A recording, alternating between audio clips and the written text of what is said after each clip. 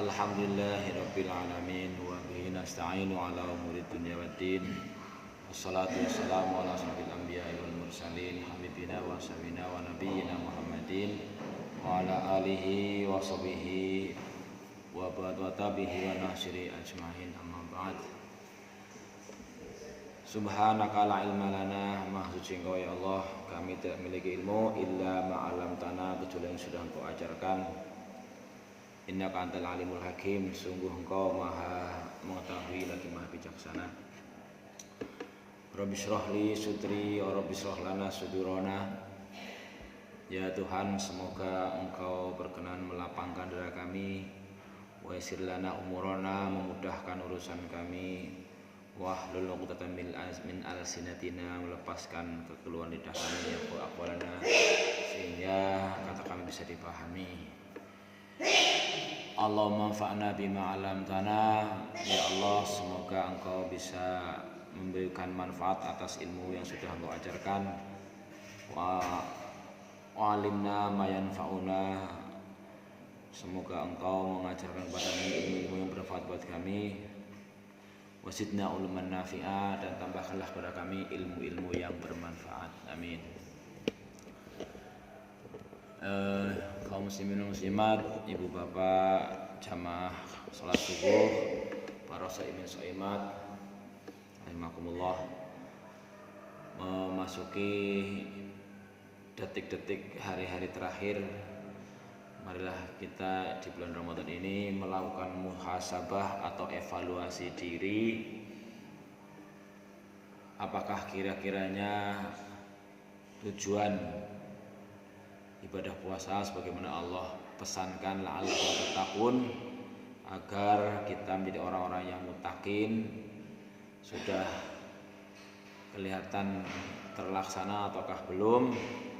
Ya, mudah-mudahan kita bisa memprioritaskan ibda' bilahami falahami, memulai dari yang paling penting sampai yang penting-penting. Sebagaimana sudah kita bahas kemarin, di antara 5L itu lebaran, leburan, liburan, laburan, luberan, kabeh penting kabeh. Lebaran jelas kita bertekad untuk bisa lebar, bisa rampung dalam melaksanakan tugas kewajiban ibadah puasa.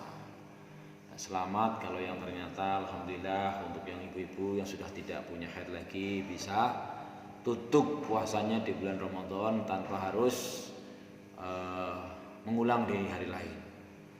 Tapi awal ini sudah diusahakan, ternyata masih juga sakit, masih nggak kuat, ya itulah, semoga dibarengi dengan keridhaan kepada Allah Subhanahu wa taala. Karena derajat ibadah kita tertinggi di hadapan Allah adalah ar-ridho bil qada wal qadar, menerima segala keputusan Allah dengan ketentuan Allah. Sehingga dalam sebuah hadits qudsi Allah berfirman, man lam yasbir ala bala'i walam yashkur ala na'mai fal yakhruj min tahti samai wal yatlub robban siwaya, atau kama qala Allah subhanahu fi hadits qudsi. Siapa yang tidak bersabar atas ketentuanku, orang sakit perlu kesabaran, bahkan taat saja perlu kesabaran, maka kemudian juga tidak bisa bersyukur atas nikmat-nikmatku. Ini dua hal yang memang harus ada pada setiap diri manusia. Kalau orang tidak bisa melakukan keduanya itu, hidupnya pasti sengsara meskipun bergelimang harta. Kemudian juga maka dikatakan fal yakhruj min tahti samai, maka silakan keluar dari bawah langitku, wal yatlub robban siwaya, cari saja Tuhan yang lain selain aku, kata Allah. Berarti itu ultimatum yang sangat dahsyat. Sudah berkali-kali dibahas bahwa cara agar bisa melakukan itu adalah unduru ilaman asfala minkum, memperhatikan kepada orang-orang yang lebih susah dari kita. Kemarin saya sama istri disempatkan Allah untuk menengok keluarga konglomerat. Ya, karena di dalam garasi ini ada mobil Alphard, ada Avanza, tokonya besar-besar, hartanya mungkin miliaran. Tapi kemudian Allah coba diuji dengan sakit yang tanpa pendahuluan. Karena yang sakit itu posisinya awalnya sedang lari pagi dan itu sudah merupakan kegiatan rutin. Tiba-tiba jatuh, kemudian sampai hari ini tidak sadarkan diri. Ya, alhamdulillah kalau saya perhatikan keluarganya, ibunya khususnya kelihatan sekali tabah ceria. Karena ibunya ini juga pernah mengalami sebelumnya cerita kurang lebih 5 tahun yang lalu, suaminya yang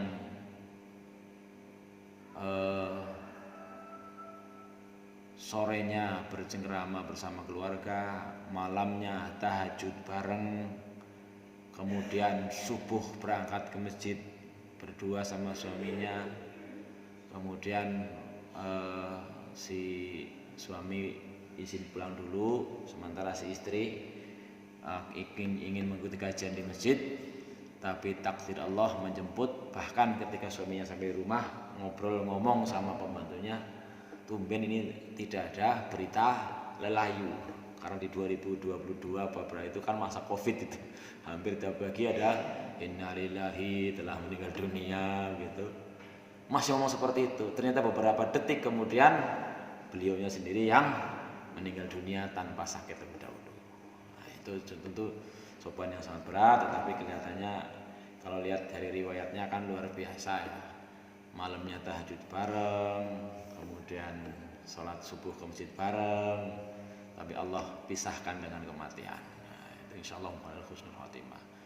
Kemudian sang anak juga diceritakan bahwa pagi itu video call kepada ibunya karena emang posisinya di kota yang berbeda. Tahunya beberapa jam kemudian diberitakan bahwa anaknya masuk rumah sakit yang sampai hari ini tidak sadarkan diri. Jadi ya hidup ini memang kalau kita tidak bisa bersabar, tidak bersyukur, mesti hidupnya menderita gitu. Kita biasanya lebih cenderung hanya memandang sebelah. Oleh karena itu dalam hal kaitannya mengakhiri ibadah syam di bulan Ramadan tahun ini, mari kita fokuskan perhatian mana yang dianggap paling penting. Kemarin sudah disinggung sedikit ya, luberan penting, memang juga diperintahkan. Mikir isi lodong, mungkin gawe pasitan, mungkin pesini duitnya kuduana dan sebagainya, nyangoni dan sebagainya, ya penting. Laburan mempercantik rumah ya mungkin juga penting. Tapi sungguhnya harusnya sesuai dengan panduan ayat dan Al-Quran dan hadis, yang terpenting itu fokusnya adalah pertanyaan evaluasi dirinya adalah sudahkah kita lebur dosanya atau belum. Ini yang kadang-kadang tidak terpikirkan, sehingga dengan tanda-tanda diterimanya amal seperti yang sudah kita bahas sebelumnya, salah satunya adalah kita hendaknya bertekad semoga dibantu oleh Allah untuk mempertahankan bahkan meningkatkan amal-amal ketaatan setelah selesai bulan Ramadan, karena Syawal itu artinya peningkatan. Yang kedua, kemarin sudah kita bahas juga, di antara tanda-tanda amaliyah soleh kita selama bulan Ramadan itu diterima adalah adanya rasa khawatir bukan diterima, sehingga dengan kekhawatiran itu akan memunculkan semangat untuk mempertahankan, semangat untuk meningkatkan. Jadi ya diprioritaskan di antara 5L tadi, semuanya dikerjakan, tapi jangan sampai karena fokus yang satu, yang lainnya menjadi tidak mendapatkan porsi yang semestinya. Sudah adzan masih sibuk pengen nang dapur, masih sibuk supaya dirapi dekat rumah, masih sibuk ketulan HP dan sebagainya, tidak segera.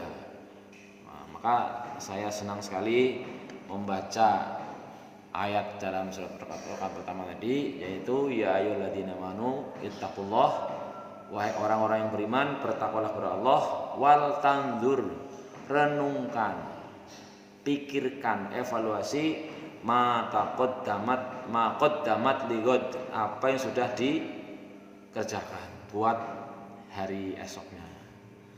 Kemudian tadi di rakaat yang kedua wasari'u, segera, cepetan. Jadi dengan setelah kita prioritaskan mana yang akan mendatangkan maghfirah, ampunan, itu didahulukan, baru yang lainnya. Memang tadi sepintas sambil makan sahur saya mendengar penjelasan Al-Quran dari Gus Baha.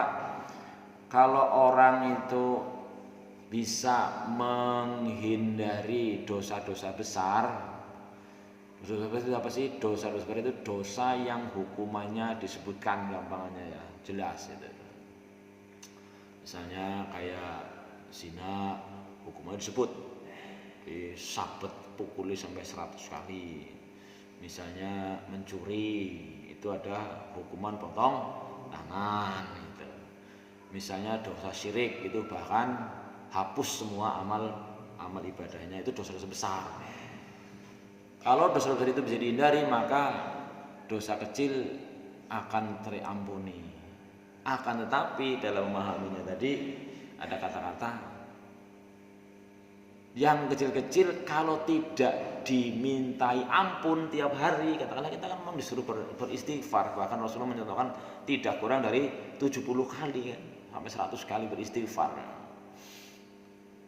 Kalau tidak katakanlah diampuni dari kecil-kecil, ya akan numpuk menjadi besar juga. Karena tadi gambarkan yang namanya gunung segede itu pasti kan kumpulan-kumpulan dari batu-batu kecil, dari pasir-pasir kecil itu numpuk terus jadi besar gitu kan. Maka bahasa istilahnya ya jangan meremehkan sebuah dosa lah. Meskipun ya ada orang seperti itu. Kita bisa baca di surat Yusuf juga dulu, salah satu omongan dari keluarganya atau kakaknya Yusuf, Nabi Yusuf itu, kita sekarang nanti Yusuf singkir katanya kita bunuh biar orang tuanya berpaling kepada kita. Kemudian nanti gampang habis itu bertaubat jadi orang soleh gitu. Ya memang ada orang seperti itu. Nah, sekali lagi mengakhiri insya Allah kuliah subuh mungkin untuk yang Ramadan ini tinggal hari ini sama besok. Memang tadi sempat terpikir kemarin ya, apakah saya akan buat acara buka bersama-sama keluarga ibu di Sidoarjo tadi istri, jadi enggak, ya udahlah mungkin besok saja hari pertama, hari malamnya kita ke Sidoarjo untuk silaturahmi kepada orang tua. Karena kita juga di sini sudah menunggu dari setiap hari juga di antara amin yang Rasulullah lantunkan ketika naik mimbar itu kan yang kedua adalah celakalah orang yang masih punya orang tua, baik salah satu atau keduanya, tapi tidak bisa menjadi penghantar untuk masuk surga. Sementara hadis lain mengatakan ridullah fi ridul walidain, ridhonya Allah itu terletak pada ridhonya dua orang tua. Jadi ya kita berusaha untuk menjaga kedua-duanya. Nah, kuliah subuh tinggal hari esok kurang lebih insyaallah.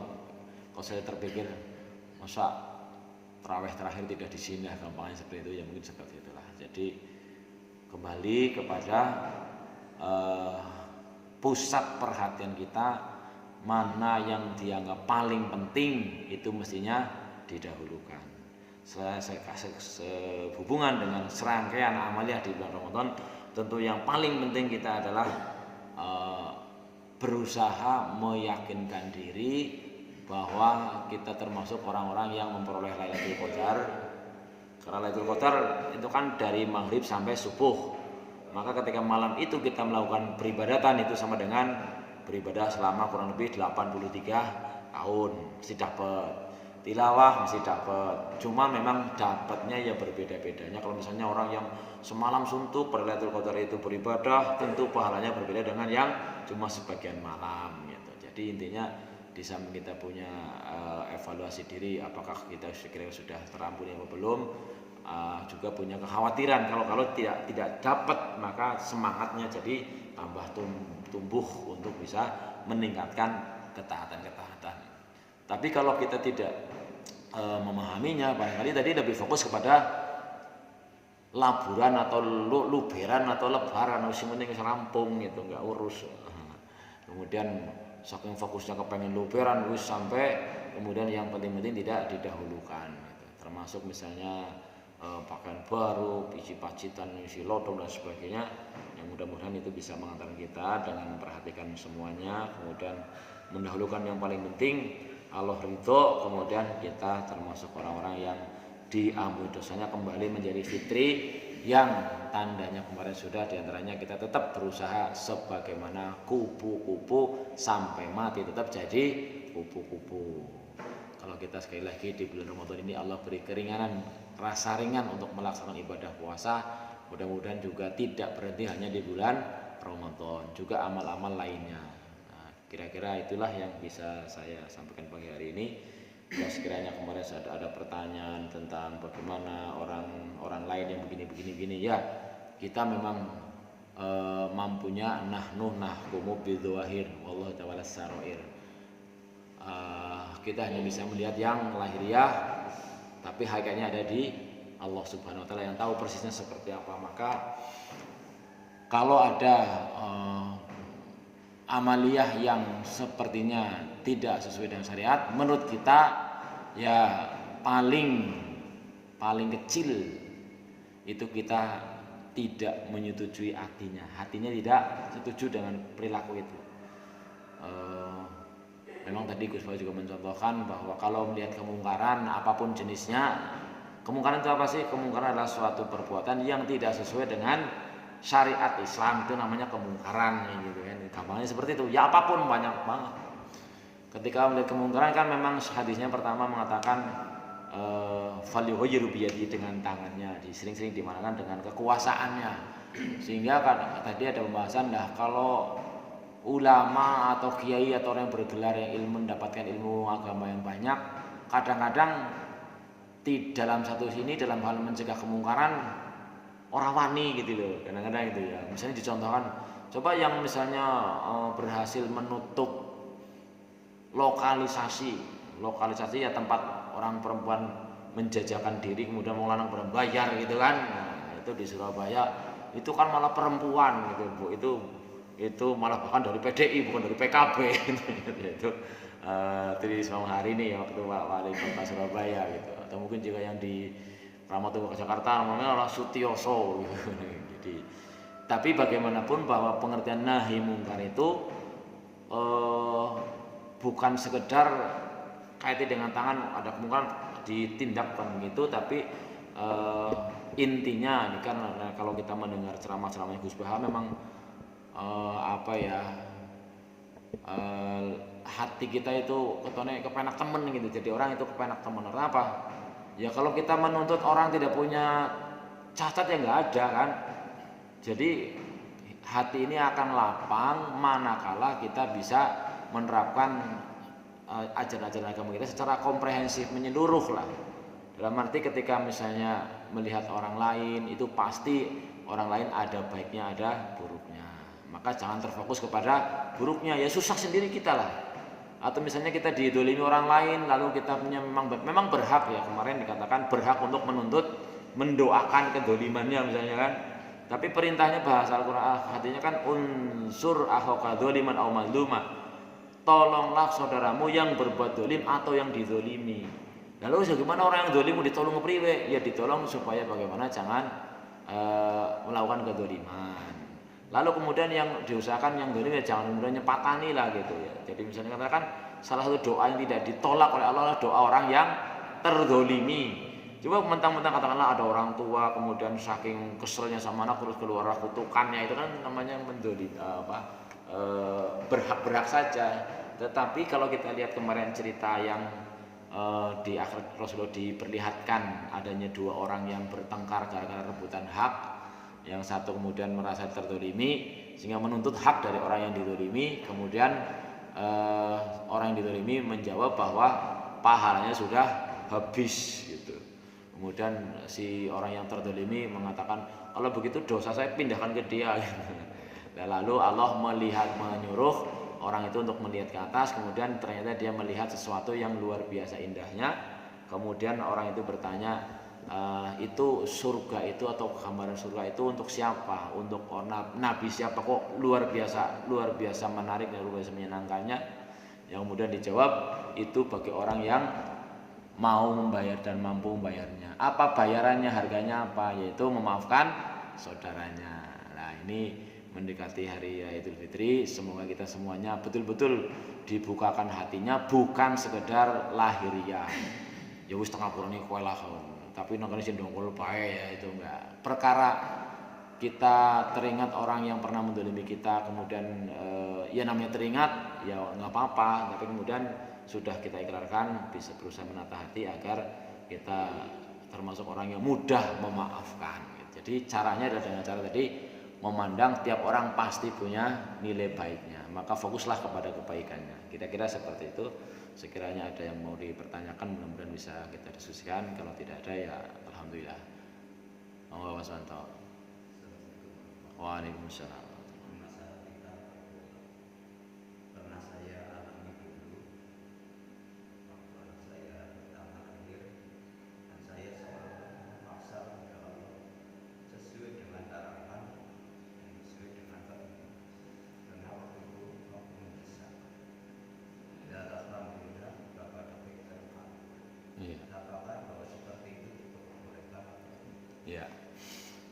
Ya doa yang seakan memaksa kudu gue gitu ya. Itu wajar-wajar saja karena manusia punya pemikiran gitu ya. Kan kemarin sudah contohkan yang masih ingat nggak contoh seseorang yang naksir cewek ya gitu. Pokoknya doanya maksa banget lah. Kan kalau doa istikharah ya doa minta yang terbaik gitu kan. Kalau dia itu baik buat saya, tolong mudahkan. Kalau ternyata dia itu tidak baik, tolong buat menjadi baik. Itu kan maksa itu. Ya boleh-boleh saja. Mau berdoa seperti apa boleh-boleh saja. Hanya saja kan hak prerogatif mengabulkannya Allah Subhanahu wa taala.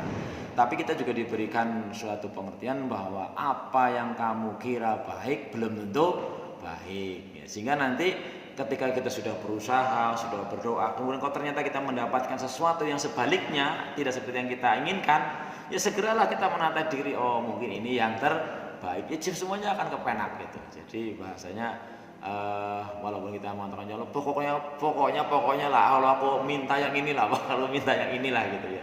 Maka setelah selesai berdoa dan berusaha, lalu kita mendapatkan apa yang kita doakan tadi sesuai atau tidak sesuai, kita harus ridho. Maka salah satu ada untuk agar kita itu ringan mendapatkan sesuatu yang terasa sulit, sebenarnya itu kuncinya adalah ikhlas dan pasrah. Ikhlas, ridho bahasanya lah.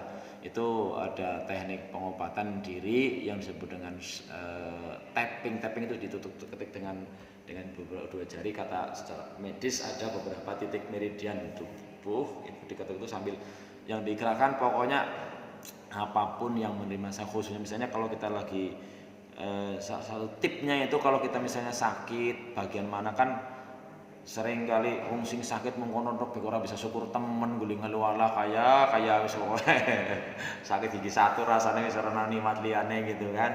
Ya makanya salah satu cara meniatkannya katanya ya dicoba bolehlah ditekan di daerah ulu hati sini, kemudian yang terasa sakit itu kemudian sambil diikrarkan, ya Allah meskipun gigi saya sakit gitu tapi saya ikhlas, saya pasrah. Ya kan ikhlas sama pasrah tadi. Doa intinya kan seperti itu. Memang kita diperintahkan berdoa.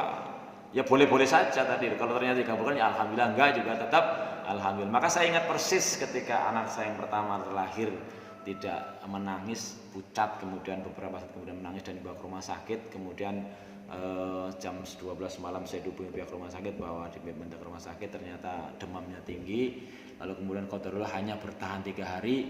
Ya ketika kemudian ternyata dinyatakan meninggal, ya saya katakan innalillahi wa inna ilaihi raji'un. Tapi kemudian ketika ditanya sama istri gimana anak kita, saya jawab ya alhamdulillah, insyaallah diberikan yang terbaik, maka akan enteng.